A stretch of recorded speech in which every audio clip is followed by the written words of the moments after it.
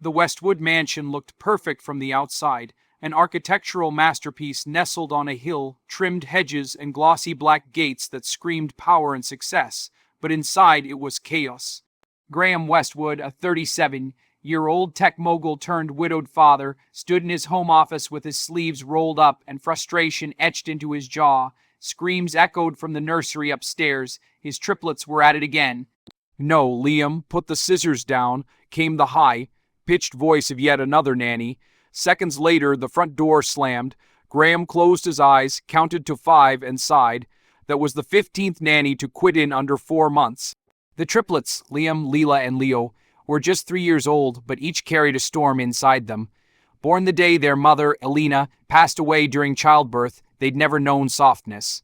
And Graham, in his grief, had drowned himself in business until his children's emotional wounds were no longer manageable. Nanny agencies had blacklisted him. Too difficult. They said, the children are emotionally disturbed. Graham hated those words. They were just misunderstood and hurting, just like him. He scrolled through his phone, desperate, unsure of what to do next. That's when a knock came, not from the front, but the side entrance used by staff. Sophie Mayers stood outside with her shoulders hunched, hair damp from the sudden rain. In her hand, a printed flyer, one of Graham's job posts now faded. She had no agency referral, no glowing letters of recommendation. Just hope and desperation. "I saw your ad. I'm not with an agency, but I have experience with kids. I'm a single mom myself," she said, her voice steady, eyes kind. "If you'll just let me try, just one day, I'll prove I can handle them." Graham was wary. He had heard this before, but something about Sophie's presence was calming. He hesitated, then nodded. One day.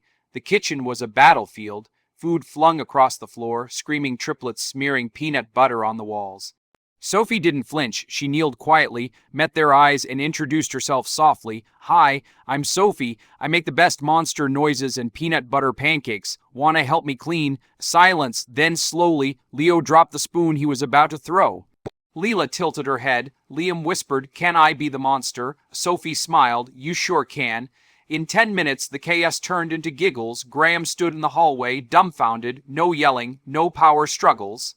Just peace. What started as a 1-day trial turned into 1 week, then 2. Sophie moved with a rhythm that the children responded to. She didn't react with fear or frustration. She connected.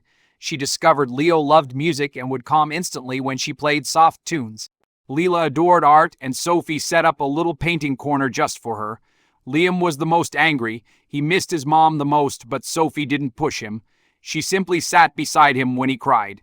Each night, Graham would peek through the doorway and see his children huddled around Sophie, listening to her stories, laughing. They were healing, and so was he. But Sophie had a secret. Her landlord had served an eviction notice.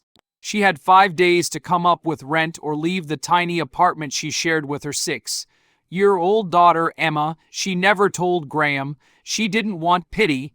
All she wanted was to keep working, to build something stable again after fleeing from a toxic marriage that had shattered her confidence. One afternoon, Graham found her in the garden after the kids' nap. "You're really something else, Sophie," he said, watching his children pick daisies. "You've done what no one else could." Sophie smiled. "They don't need control, they need love." Graham wanted to thank her. The triplets' birthday was coming up, and he decided to throw a grand party. Balloons, live music, even a magician. Sophie was hesitant. Too much stimulation might overwhelm them. But Graham insisted. They deserve a celebration. The big day arrived, the estate filled with polished guests, camera crews from business magazines, and children in designer clothes. The triplets stood frozen in their matching outfits, holding Sophie's hand tightly. At first, everything was fine. Then the magician made a loud popping sound. Leo screamed. Liam covered his ears and began to cry. Leela hid under the table. Panic swept the room. Graham tried to calm them, but his attempts only made it worse. Sophie rushed to Leo, knelt and hugged him. "It's okay. You're safe. I'm here." She picked up all 3 children and led them away, leaving behind stunned guests. That evening, Graham sat beside her on the back patio. "I should have listened to you," he said. "I wanted to impress people, but all that matters are those 3. Sophie nodded. "They don't need a show. They need someone to stay." Then he noticed her worn shoes, her daughter's school bag tucked discreetly by the stairs. Is everything okay? Sophie hesitated, tears welled. I didn't want to say anything. My daughter and I were evicted. We've been staying with a friend. I wasn't going to ask for help. I just wanted to earn enough to get back on my feet.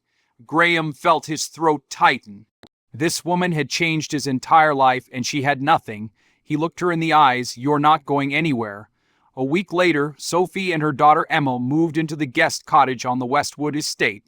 Graham offered her a permanent job, not just as a nanny, but as the family therapist she had trained to be before life took a turn. He even funded a small children's center she dreamed of opening someday. But what changed most wasn't the mansion. It was the people inside. The triplets now ran into Sophie's arms when they saw her. They painted her pictures, snuggled during storms, and called her Mommy Sophie when they thought no one was listening. Emma found a sister in Leela, a brother in Liam, and a music partner in Leo. And Graham, he found something he never thought he'd feel again: joy. One spring morning, the whole family sat under the cherry tree in the backyard.